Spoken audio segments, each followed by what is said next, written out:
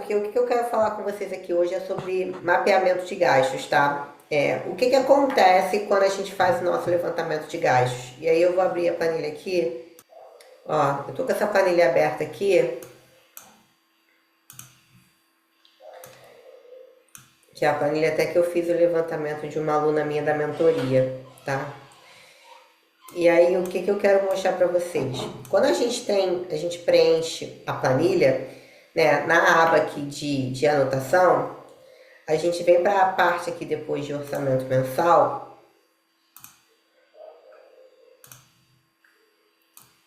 E aqui a gente vai conseguir ver isso aqui. Essas porcentagens aqui consolidadas por categoria. Então, moradia, saúde, transporte, despesas pessoais, dívidas, despesas esporádicas, loja, lazer.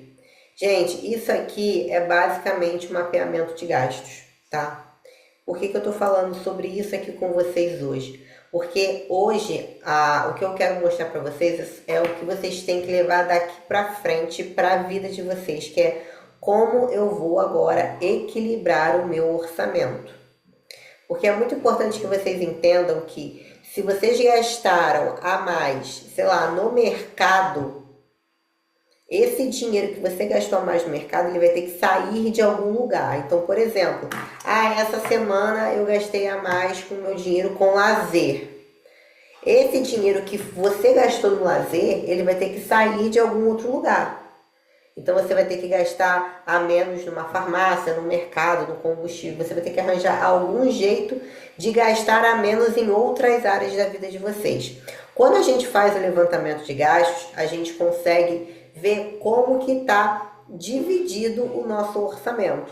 Então, se todo o nosso orçamento está voltado para moradia, quantos por cento do nosso orçamento está voltado para saúde, quantos por cento do nosso orçamento está voltado para transporte e principalmente isso aqui, ó, quantos por cento do nosso orçamento está voltado para dívidas. Dívidas entra aqui empréstimo, consignado, cheque especial, consórcio, financiamentos, tá? Parcelamento de cartão de crédito e dívida com terceiros. Eu tô com um aluno agora na mentoria que, para vocês terem ideia, 65% do orçamento dele é só para pagar empréstimo consignado, financiamento de carro, financiamento de casa. 65%. Então vamos botar aí para vocês terem uma ideia, uma pessoa que ganha 10 mil reais, 6.500 reais do salário dele é só para pagar esse tipo de gasto. O dashboard de vocês, onde vai estar escrito aqui embaixo, dashboard da planilha PAC, mostra para vocês o gráfico, né, como que tá o mês de vocês, como que tá equilibrado o mês de vocês. Então vocês veem ali como que é o gasto de vocês ao longo do mês. Isso, gente, ajuda a nós, eu e a Tayane, como mentoras financeiras, a entender como que é o padrão de consumo de vocês, tá? Porque cada pessoa, ela tem um padrão de consumo, cada família tem um padrão de consumo. Isso ajuda a gente a ver e identificar onde que está o gargalo financeiro, tá? Porque muitas das vezes você gasta sem perceber onde está o gargalo. Então a gente consegue identificar onde está o gargalo financeiro e onde que a gente vai ter que reequilibrar esse orçamento. Então eu quero perguntar para vocês, quem fez o levantamento de gastos de vocês aí, para quem fez, né, o levantamento de gastos e vai para a área aqui da parte de orçamento mensal, tem algum tipo de gasto que ficou assustado, assim, em relação à porcentagem? Estava muito alta do salário? Vamos botar assim, estava mais de 40%. Alguém aqui que fez e ficou assustado com essa parte? Ó, a Jaqueline colocou aqui, ó, meu Deus, que as despesas obrigatórias deu 50%. Sim, eu percebi com o cartão de crédito, já parei de usar. Essa é a percepção mesmo, tá, Adriana? E Jaque, olha só, isso é uma coisa que eu quero mostrar vou falar com vocês também daqui a pouco, sobre essa questão que a gente vê muito de métodos de planejamento, né? A Natália Arcuri, ela bate muito no método de planejamento 70-30. Peraí, deixa eu aceitar o pessoal que tá entrando aqui. A Natália Arcuri bate muito no planejamento no 70-30, né? Eu e a Tayane, a gente não gosta de definir um método de planejamento que vai ser ideal, tá? Por quê? Para, assim, vou botar para um geral, né? Porque ela define o 70-30 para todo mundo. Só que a gente percebe muito que o salário das famílias, né? Eles vão se dividir, depende muito da estrutura familiar. Por exemplo, uma pessoa solteira às vezes consegue poupar 20% do salário dela. Uma pessoa casada, às vezes, não. Uma pessoa casada com um filho vai distribuir o orçamento de uma forma. Uma pessoa casada com 2 filhos vai distribuir o orçamento de outra forma. Então, geralmente, tá bom, Clécia, não tem problema não. Então, geralmente, a divisão do salário, ela tem que estar de uma forma que siga as 3 regras que a gente sempre fala aqui. Que você consiga pagar as suas contas obrigatórias, que você consiga viver o agora e que você consiga investir para o futuro, tá? Para você construir patrimônio. Então, a ideia é que vocês consigam identificar o gargalo, né, da vida financeira de vocês. Então, por exemplo, ó, a Jaque colocou aqui, não, a Adriana colocou aqui, ó, sim, eu percebi com o cartão de crédito e já parei de usar. Adriana, a ideia também é você olhar para a fatura do seu cartão, né? Inclusive, eu não sei se você foi uma das alunas que ganhou a nossa análise de cartão de crédito, você olhar para a sua fatura do cartão e você perceber como que está a sua fatura do cartão, se está alta em relação a parcelamentos, se está alta em relação a qual tipo de categoria que você gasta. Porque, por exemplo, se for com parcelamentos, a ideia é que você já faça uma projeção para frente de até quando você vai ficar pagando essas parcelas. Porque aí você vai ver quanto do seu salário já está comprometido com o cartão de crédito. Tá? Ao invés de você olhar só, minha fatura fechada está muito alta. Já ver quais são os parcelamentos que você tem, quando eles acabam, para você ver, por exemplo, de uma fatura de 5 mil reais. Desses 5 mil reais, 3 mil reais é só de parcelamento para os próximos meses.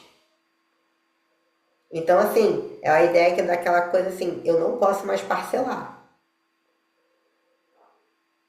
Porque, querendo ou não, as compras que a gente faz à vista, a gente paga no mês seguinte, elas não vêm mais, né? A gente paga uma fatura e elas não vêm mais, acabou. A gente consegue dar um restart, não tem mais fatura de cartão para a gente se preocupar em pagar, né? Agora, quando a gente tem parcelamentos, não tem jeito, a fatura vai descontar de novo, às vezes alta. Então, a ideia, gente, de analisar o cartão, para todo mundo que teve também essa questão com o cartão, é analisar as projeções das faturas para frente, tá? E analisar também dentro da fatura com o que gastou. Eu gasto muito com iFood, eu gasto muito com maquiagem, eu gasto muito comprando presente para o meu afilhado, sei lá. Existem inúmeros motivos, tá? E aí, gente, o que eu quero mostrar para vocês em relação à rotina, tá? É isso aqui, ó, que tem na planilha de vocês.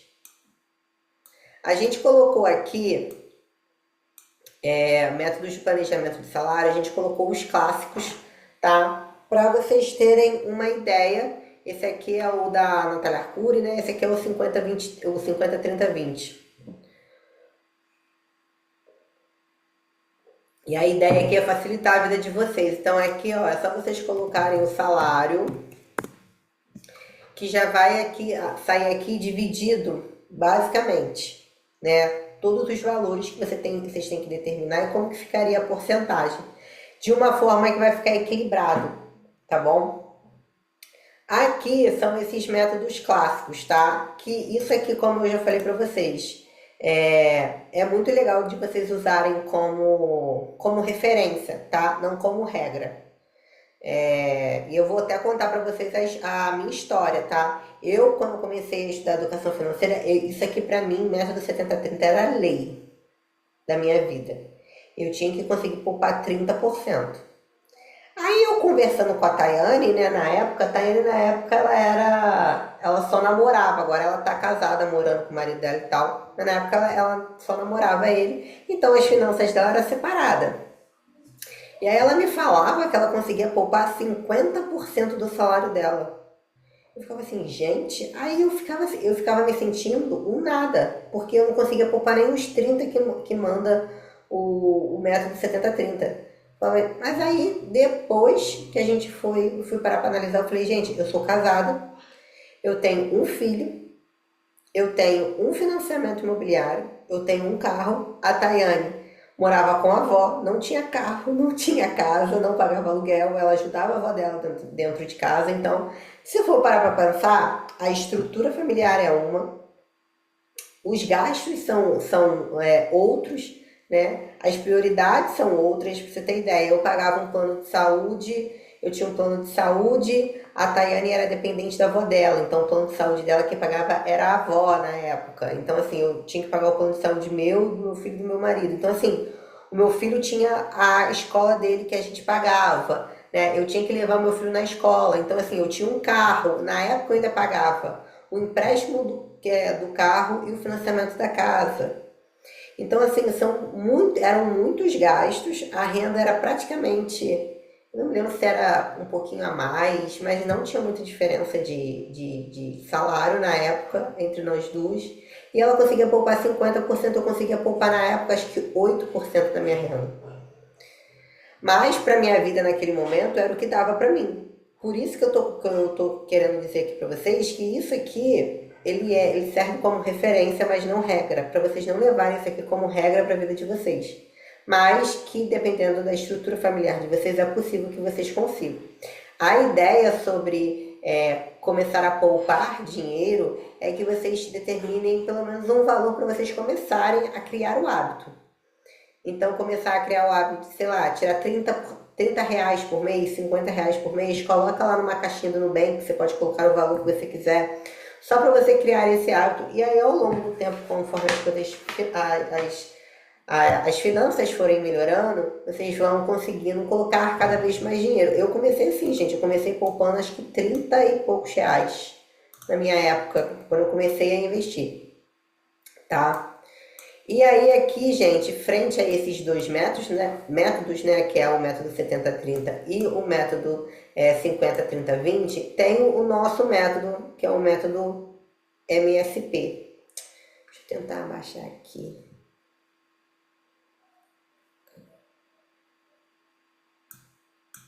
Aqui, ó. E a gente criou esse método aqui porque esse método aqui ele fica mais personalizado. Então, por exemplo, ó, desses 10 mil reais aqui, qual que seria o valor dos seus gastos fixos? Então, vamos botar que 60% são, 60% do seu salário são só para os seus gastos obrigatórios, tá? Então, você gasta 6 mil reais. E aí, isso aí a planilha vai te dar, né? E quanto seria que você gasta em média, e quanto que você gostaria de tirar aí por mês para você começar a investir para as suas metas, né? Uma reserva de emergência, para uma aposentadoria, para uma viagem. Então vamos supor que agora no momento você consiga tirar 150 reais. Então a planilha já te dá o quanto de gasto você pode ter por semana, que seria esse valor aqui, ó, R$ 963 reais. Fica muito mais simplificado, muito mais personalizado, e aí aqui ela já te dá tudo já mastigado, os valores, né? Porque uma coisa que eu e a Tayana a gente bate muito na tecla aqui é o que? Vocês se planejarem por semana.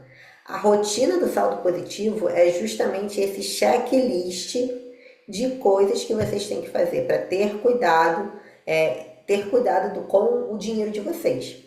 Então, com esse mapeamento de gastos aqui, vocês vão conseguir visualizar, né, como que está o padrão de consumo de vocês, identificar o gargalo, e aí vocês podem utilizar o método de planejamento para vocês verem agora como que vocês vão utilizar o dinheiro de vocês ao longo das semanas, que fica muito mais fácil para vocês. Essa foi a nossa segunda aula da jornada do saldo positivo, tá? E vejo vocês na próxima aula.